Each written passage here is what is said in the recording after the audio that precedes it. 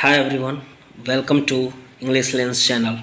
तो हमेशा की तरह आज फिर से हम लोग ये एडिटोरियल देखेंगे इंडियन एक्सप्रेस का। ठीक है, एक्चुअली मैं काफ़ी दिनों से वीडियो नहीं डाल पा रहा हूँ। इसको कुछ रीज़न है इसके पीछे, और आगे भी 5-6 दिन अभी मैं वीडियो नहीं डाल पाऊँगा। ये आज मैंने किसी तरह टाइम निकाला तो मैं डाल रहा हूँ। ठीक है, उसके बाद फिर मैं कंटिन्यू रहूँगा। और थोड़ा ये भी है कि रिस्पॉन्स अच्छा नहीं मिल पाता है, तो इसके लिए भी मोरल डाउन हो जाता है। तो फिर मतलब ऐसा लगता है ना कि अगर आप अंदर से कुछ कर रहे हैं और उसमें फिर वो उसका परिणाम नहीं मिल पा रहा है, तो थोड़ा मतलब जो हमारा वो है उत्साह है वो कम हो जाता है किसी चीज़ को करने के लिए। तो ये भी थोड़ा इफ़ेक्ट पड़ता है, लेकिन ये तो है ही कि लगातार वीडियो डालते रहेंगे तो सही है, आज न कल तो होगा ही। तो वो थोड़ा सा रीज़न है, और ज़्यादा रीज़न ये था कि काम कुछ था, तो इसलिए मैं नहीं डाल पा रहा था। ठीक है, तो ये है। चलिए देखते हैं क्या है। हेडिंग है food for a rainy day. Food मतलब भोजन, फॉर मतलब के लिए, रेनी मतलब बरसात वाला, और डे मतलब दिन। ठीक है, तो बरसात वाले दिन के लिए भोजन। जैसा कि आप सभी जानते हैं कि हर साल क्या होता है कि बारिश का जब भी मौसम आता है तो जो वो है प्रॉब्लम है फूड का, वो बहुत ज़्यादा इंक्रीज़ हो जाता है, क्योंकि बरसात वाले दिन में काफ़ी ज़्यादा अनाज बर्बाद होता है। मतलब क्लाइमेट की वजह से भी, और बाढ़ की वजह से भी, और मेनली जैसे अभी मान लीजिए बारिश के समय में है तो बहुत सारी सब्जियां क्या हो जाती है, सड़ जाती है ना। तो इसीलिए इसी पर ये एडिटोरियल है। ठीक है, तो चलिए आगे बढ़ते हैं। Creating a buffer stock of essential food items can help in evening out extreme price fluctuations. कह रहा है कि क्रिएटिंग मतलब बनाना, क्रिएट करना। ठीक है, बफर स्टॉक आप लोग जानते हैं, किसी चीज़ को जमा करके हम लोग रखते हैं ना, उसको बफर स्टॉक कहा जाता है पहले से ही एडवांस में। ठीक है, इसेंशियल मतलब आवश्यक, फूड आइटम्स मतलब खाद्य सामग्री। कैन एक मॉडल एक्सिलरी वर्ब है, इसके बाद वर्ब का फर्स्ट फॉर्म आता है। तो कैन हेल्प मतलब सहायता कर सकता है in evening out. Evening out का मतलब बाहर निकलने में। ठीक है, इवनिंग मतलब एक तो शाम होता है, लेकिन यहाँ इवनिंग आउट का मतलब हो गया बाहर निकलना। ठीक है, एक्सट्रीम मतलब बहुत ज़्यादा, प्राइस मतलब जो कीमत है, और फ्लक्चुएशन मतलब जो उतार चढ़ाव आता है। तो कह रहा है कि बरसात के समय में जो क्या है कि बहुत फूड की कमी की वजह से उसमें उसके प्राइस में जो बहुत ज़्यादा उतार चढ़ाव आता है, उससे बाहर निकलने में ये सहायता कर सकता है अगर हम जो भी ज़रूरी खाद्य सामग्री है उसका हम पहले ही बफर स्टॉक बना करके रखें तो। ठीक है, तो चलिए ये हेडिंग था, आप लोगों को समझ में आया होगा। अब हम लोग फर्स्ट पैराग्राफ की ओर बढ़ते हैं। The Reserve Bank of India maintains foreign exchange reserves now at over $650 billion, not to interfere with the normal functioning of the currency market। कह रहा है कि रिजर्व बैंक ऑफ इंडिया है वो मेंटेन करता है, मेंटेन करना आप लोग समझ रहे हैं, बना कर रखता है फॉरेन एक्सचेंज रिजर्व को, विदेशी जो मुद्रा भंडार है उसको। ठीक है, नाउ अब, एट पर, ओवर मतलब से ज़्यादा, $650 बिलियन, यानी $650 बिलियन से भी ज़्यादा पे जो विदेशी मुद्रा भंडार है उसको व्यवस्थित करके बना करके रिजर्व बैंक अभी चलता है। ठीक है, क्यों? तो कह रहा है नॉट टू इंटरफेयर। इंटरफेयर मतलब हस्तक्षेप करना। ठीक है, तो हस्तक्षेप करने के लिए नहीं, किस चीज़ से? विद मतलब से, नॉर्मल मतलब सामान्य, फंक्शनिंग मतलब कार्य जो होता है करेंसी मार्केट का, जो करेंसी मार्केट का जो भी नॉर्मल सामान्य तौर पे काम होता है उससे छेड़छाड़ या हस्तक्षेप करने के लिए रिजर्व बैंक ऐसा नहीं करता है। इसका दूसरा रीजन है। क्या रीजन है वो आगे बताएगा। ठीक है, it seeks instead to ensure that exchange rate movements while market determined are orderly and there is no excessive volatility। Volatility कह रहा है कि इट मतलब यह सीक सिंपल प्रेजेंट टेंस का वर्ब है। सीक मतलब होता है तलाशना। ठीक है, ढूंढना। इंस्टेड मतलब के बावजूद, के बजाय। टू इंश्योर सुनिश्चित करने के लिए। दैट की एक्सचेंज रेट जो होता है उसका मूवमेंट, उसकी गतिविधियाँ। वाइल जबकि, मार्केट डिटरमाइंड मतलब बाजार जो डिटरमाइन होता है समर्पित। ठीक है, आर मतलब है ऑर्डरली मतलब व्यवस्थित, एंड और there is no excessive volatility. Excessive मतलब आवश्यकता से अधिक, और वोलाटिलिटी मतलब अस्थिरता। ठीक है, तो चलिए अब देखते हैं। तो कह रहा है कि इसके बजाय मतलब ऊपर जो बात है कि मार्केट का जो नॉर्मल फंक्शनिंग है उससे इंटरफेयर करने के लिए नहीं, बल्कि इसके बजाय क्या होता है कि यह रिजर्व बैंक ऐसा सुनिश्चित करने के लिए ऐसा करता है कि जो एक्सचेंज रेट है, एक्सचेंज रेट की जो गतिविधियां हैं, जबकि मार्केट डिटरमाइंड, मार्केट बाजार निर्धारित, ठीक है, बाजार का जो निर्धारण होता है वो व्यवस्थित हो और इसमें आवश्यकता से अधिक अस्थिरता न हो, ठीक है। एक्सेसिव मतलब आवश्यकता से अधिक, वोलाटिलिटी मतलब अस्थिरता, मतलब उतार चढ़ाव न हो, ठीक है। A similar approach is arguably required in food. कह रहा है कि एक सिमिलर मतलब इसी तरह का, समान तरह का, अप्रोच मतलब दृष्टिकोण, इज मतलब है, आर्ग्यूएबली मतलब तार्किक रूप से, ठीक है, रिक्वायर्ड मतलब आवश्यक, इन फूड मतलब भोजन में। कह रहा है कि इसी तरह का दृष्टिकोण बिना किसी मतलब उसके बिना किसी मतलब क्या कहते हैं उसको, ये करके तर्क वितर्क करके, है ना, फूड में यानी भोजन में भी आवश्यक है, यानी भोजन के लिए भी इसी तरह का दृष्टिकोण बनाया जाए, ये बहुत ज़रूरी है। The government must consider building A buffer stock not just of rice and wheat but even pulses, oil seeds, sugar, skimmed milk powder and staple vegetables. Government यानी सरकार को मस्ट निश्चित रूप से करना चाहिए क्या, कंसिडर, विचार, बिल्डिंग मतलब बनाने के लिए, बफर स्टॉक आप लोगों को ऊपर समझा ही चुके हैं, ठीक है।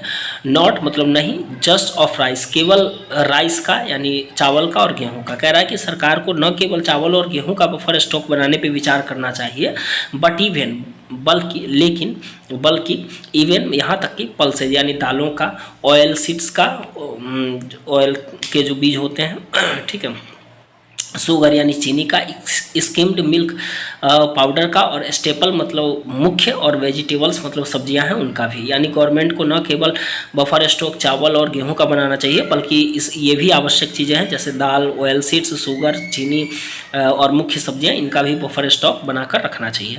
The idea again is not to set prices और supplant the market but to curb too much volatility that's neither in consumer nor producer interest and also makes the RBI job harder. कह रहा है ये जो विचार है, again मतलब फिर से, is not to set prices, यह प्राइस को यानी मूल्य को सेट करने के लिए नहीं है, कीमत को सेट करने के लिए नहीं है, और सप्लांट मतलब प्रतिस्थापित करना, और या द मार्केट यानी बाजार को प्रतिस्थापित करने के लिए भी नहीं है। यानी ये आइडिया, जो विचार ऊपर जिसकी बात की जा रही है, तो ये कह रहा है कि हम दोबारा से कह रहे हैं, ये जो विचार है ये मूल्य को कीमत को सेट करने के लिए या फिर बाजार को प्रतिस्थापित करने के लिए नहीं है कि हम पहले से ही वो स्टॉक बना के रखते हैं और बाद में क्या करेंगे कि मार्केट में जब ये ख़त्म हो जाएगा तो उस मार्केट उन सामानों को ले जा करके ज़्यादा दामों पर बेचेंगे, ऐसा इसके लिए नहीं है। But to curb too much volatility, बल्कि नियंत्रित करने के लिए, कर्व मतलब नियंत्रित करना, ठीक है, कुचलना, नियंत्रित करना, टू मच मतलब आवश्यकता से अधिक, वोलाटिलिटी मतलब अस्थिरता। दैट्स नाइदर इन कंज्यूमर, जो कि न कंज्यूमर में है मतलब उपभोक्ता में है, और नॉर प्रोड्यूसर इंटरेस्ट, और ना ही प्रोड्यूसर जो प्रोड्यूस करने वाला उत्पादक है उनके हित में है, ठीक है। तो कह रहा है कि ये जो है ये किस आइडिया है, किसके लिए है, ये जो मार्केट में ज़्यादा अस्थिरता आती है उसमें उसको नियंत्रित करने के लिए है, जो और ये वाला विचार, ये जो चीज़ है वो ना ही उपभोक्ता में है के इंटरेस्ट में होगा, कौन सा जो हम लोग मतलब अगर बफर स्टॉक बना के नहीं रखा जाए तो ये उपभोक्ता के भी इंटरेस्ट में नहीं होगा और ना ही उत्पादक के इंटरेस्ट में होगा, और ये क्या करेगा, आरबीआई के काम को भी बहुत ज़्यादा हार्ड बना देगा, बहुत ज़्यादा कठिन बना देगा।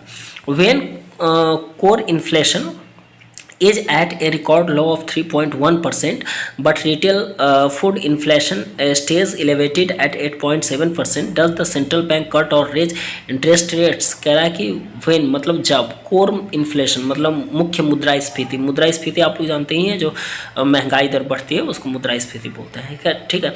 Is at a record low of 3.1% है किस पे, तो रिकॉर्ड लो 3.1% यानी 3.1% के सबसे निचले स्तर पे है, ठीक है, रिकॉर्ड पे है। लेकिन जो रिटेल फूड इन्फ्लेशन है, रिटेल मतलब खुदरा जो फूड इन्फ्लेशन है वो स्टे मतलब होता है टिके रहना, बने रहना, ठीक है। तो अभी भी बना हुआ है एलिवेटेड, मतलब ऊंचा, कि कितने पे 8.7% पे, यानी काफ़ी हाई बना हुआ है। Does the central bank cut और रेज इंटरेस्ट रेट, क्या सेंट्रल बैंक इंटरेस्ट रेट को कम करेगी या बढ़ाएगी, और लीव देम अनचेंज्ड, या उसको मतलब अनचेंज छोड़ देगी, यानी ना ही कम करेगी ना ही बढ़ाएगी, ठीक है, वैसे ही छोड़ देगी। As in the current uncertain scenario, जैसा कि अभी के वर्तमान के, करंट मतलब वर्तमान, अनसर्टेन मतलब अनिश्चित, और सिनेरियो मतलब परिदृश्य में है, ठीक है। तो आई होप आप लोगों को समझ में आया होगा, ठीक है। अगर समझ में नहीं आया तो आप लोग कमेंट करके मुझे बोल सकते हैं, या फिर पढ़ाने का स्टाइल आप लोगों को लगता हो कि ऐसे समझ में नहीं आ रहा है, किसी और तरीके से बताना चाहिए तो बता सकते हैं, मैं चेंज करूँगा उसे, ठीक है। चलिए सेकेंड पैराग्राफ पे बढ़ते हैं। The increasing volatility and unpredictability of food prices has primarily to do with climate change। कह रहा है कि जो इंक्रीजिंग बढ़ता हुआ स्थिरता है, या फिर फूड प्राइसेस यानी भोजन की जो कीमत है उसकी जो अप्रत्याशितता है, ऑन प्रिडिक्टेबिलिटी मतलब जिसको हम लोग जिसका अंदाज़ा नहीं लगा सकते हैं, ठीक है। हैज़ प्राइमरीली, वो मुख्य रूप से, प्राइमरीली मतलब एक एडवर्ब है जिसका मतलब होता है बहुत मुख्य रूप से, ठीक है। हैज लगा हुआ है, हैज फ्यूचर परफेक्ट टेंस में लगता है, लेकिन हैज के बाद, हैज हैव के बाद वर्ब का थर्ड फॉर्म आता है, लेकिन यहाँ पे क्या है, हैज़ टू डू, इन्फिनेटिव का यूज है। तो इसमें क्या होता है कि बाध्यता का ऐसा स्ट्रक्चर कहीं भी होता है ना, तो उसमें जो सेंस आता है वो बाध्यता कंपल्सन का आता है। जैसे I have to do this work, मुझे ये काम करना पड़ता है, ठीक है, इस तरीके से। तो कह रहा है कि the increasing volatility and unpredictability of food prices has primarily to do with climate change. तो कह रहा है कि जो बढ़ती हुई अस्थिरता है और फूड भोजन की कीमत की जो अप्रत्याशितता है वो मुख्य रूप से क्या है, क्लाइमेट चेंज के लिए है, ठीक है। क्लाइमेट चेंज जो होता रहता है उसके लिए। फ्यूअर रेनी डेज, कुछ दिन का जो रेनी डेज है, बरसात का दिन है, और एक्सटेंडेड ड्राई स्पेल्स, और जो बढ़ा हुआ एक्सटेंडेड बढ़ा हुआ ड्राई स्पेल्स है, सूखे का समय है, जो काफ़ी गर्मी पड़ने के कारण होता है या हुआ, ठीक है। Interspersed with intense precipitation and also shorter winters and heat waves। interspersed with intense मतलब बहुत तीव्र, और प्रिसिपिटेशन मतलब जो बारिश का होता है, बारिश आती है, और इंटरस्पर्स्ड मतलब रुक कर, मतलब रुक कर जो बारिश होती है, काफ़ी तेज़ बारिश होती है, या फिर ऑल्सो शॉर्टर विंटर्स, या फिर जो ये छोटा मतलब कम दिनों के लिए जो ये सर्दी का वक्त आता है, या फिर हीट वेव भी आता है जो अभी आया हुआ था, यानी गर्मी का वेव, ठीक है, काफ़ी ज़्यादा गर्मी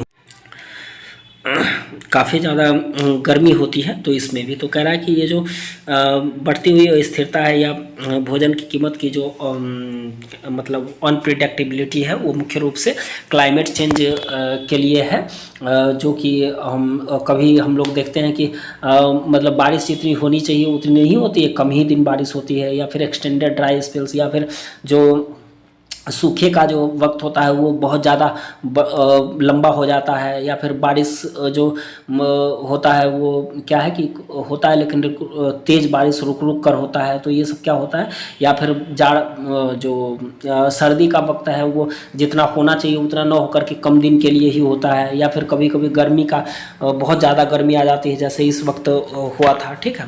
तो इन सब के लिए ये सारी चीज़ें हैं। तो और इन्हीं सब में क्या होता है कि ये जो कीमत है वो अस्थिर होता है, उसमें मतलब उतार चढ़ाव होता है। इन मुख्य जो मतलब फूड है उनके, या मुख्य जो चीज़ें हैं, वस्तुएं हैं, उनके कीमत में उतार चढ़ाव होता है। तो इसके लिए ये सारी चीज़ें हैं, ठीक है। The latter's effects have been felt this time in poor crops of rabi pulses, tomato, potato and even wheat in central India. कह रहा है कि लेटर यानी सबसे बाद वाले का जो प्रभाव है, यानी हीट वेव का, हैव बीन फेल्ट, इसका अनुभव किया गया। कब किया गया? दिस टाइम, इस बार। In poor crops of rabi pulses, जब रबी का जो रबी की जो दालें हैं उनका जो फसल है वो काफ़ी खराब हुआ, ठीक है। टोमेटो टमाटर का फसल बहुत ख़राब हो गया, आलू का बहुत ख़राब हो गया, और इवन व्हीट और यहाँ तक कि गेहूं का भी जो सेंट्रल इंडिया है उसमें काफ़ी ख़राब हुआ, ठीक है। और यानी जितना होना चाहिए वो उत्पादन उतना नहीं हो पाया। Such supply shocks weather induced by climate war और pandemic typically engender very large price spikes. कह रहा है कि इस तरह का, सच मतलब इस तरह का सप्लाई शॉक्स, सप्लाई में जो शॉक है यानी मतलब शॉक आ जाता है, रुकावट आ जाती है, ठीक है। वेदर इंड्यूस्ड बाय क्लाइमेट, चाहे वो प्रेरित हो किससे, क्लाइमेट से, जलवायु से, या फिर वॉर युद्ध से, या फिर पेंडेमिक महामारी से, तो typically engender very large price spikes. तो ये क्या है, मुख्य रूप से क्या करता है कि पैदा करता है बहुत बड़ा प्राइस स्पाइक, यानी कीमत में बहुत ज़्यादा उछाल इससे आ जाता है, ठीक है। इंजेंडर मतलब होता है पैदा करना, वेरी मतलब बहुत, लार्ज मतलब बड़ा, प्राइस मतलब कीमत, स्पाइक मतलब उछाल, ठीक है। टिपिकली मतलब प्रतीकात्मक रूप से बोल सकते हैं, मुख्य रूप से बोल सकते हैं, ठीक है। Farmers respond by massively ramping up production that in turn leads to steep price declines. कह रहा है फार्मर, किसान लोग जो है प्रतिक्रिया देते हैं, रेस्पॉन्ड मतलब जवाब देना, प्रतिक्रिया देना, by massively ramping up production that, by massively मतलब बड़े पैमाने पर, रैम्पिंग अप का मतलब होता है सुधार करना, ठीक है, या उसमें वृद्धि करना, प्रोडक्शन को बढ़ा करके। तो कह रहा है कि किसान लोग जो हैं वो बड़े पैमाने पे इसका जो प्रतिक्रिया देते हैं, उत्तर देते हैं, क्या करते हैं, प्रोडक्शन को बढ़ा करके देते हैं। दैट इन टर्न, जो कि इन टर्न मतलब बदले में, परिणाम स्वरूप, leads to steep price declines, मतलब नेतृत्व करता है कि किसका, स्टीप मतलब बहुत ज़्यादा, प्राइस डिक्लाइन का यानी कीमत के घटने का। यानी इससे क्या होता है, प्रोडक्शन जब किसान लोग बड़े पैमाने पर बढ़ाते हैं तब इसके परिणाम स्वरूप क्या होता है कि बहुत ज़्यादा प्राइस में डिक्लाइन आ जाता है, कमी आ जाती है, ठीक है। चलिए यहीं तक रहने देता हूँ। आप लोगों को मेरे आवाज़ से भी लग रहा होगा कि थोड़ा हेल्थ भी का भी इशू है, और आगे कुछ है नहीं, ये प्राइस वाइस का कुछ है, मतलब ज़्यादा वोकेबलरी रिच आगे का ये जो पैराग्राफ है वो नहीं, और वीडियो भी बहुत लंबा हो गया, तो रहने देता हूँ यहीं तक। आई होप आप लोगों को समझ में आया होगा।